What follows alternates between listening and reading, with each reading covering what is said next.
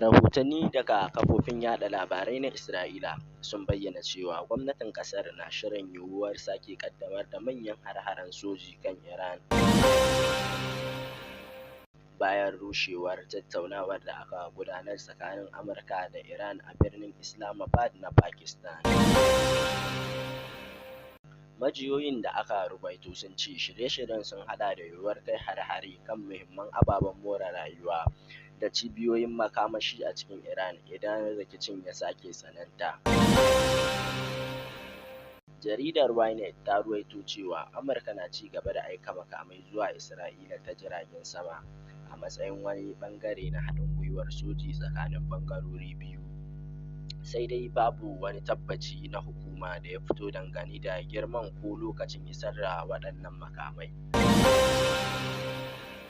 Ministan Ilimi na Isra'ila Yoav Kitch ya bayyana cewa duk wanda ke tunanin tattaunawa za ta kawo ƙarshen rikicin to ya yi kuskure. Ya ƙara da cewa har yanzu muna a farkon yaƙi kuma komai na iya sauyawa a kowane lokaci. A nasa ɓangaren, mataimakin shugaban Amurka JD Vance ya bayyana bayan tattaunawar Islamabad cewa ba a cimma wata yarjejeniya da Iran ba. Ya jaddada cewa Amurka ba za ta sassauta kan abin da ta kira jan layinta ba, yana mai cewa mataki na gaba yanzu yana hannun Iran.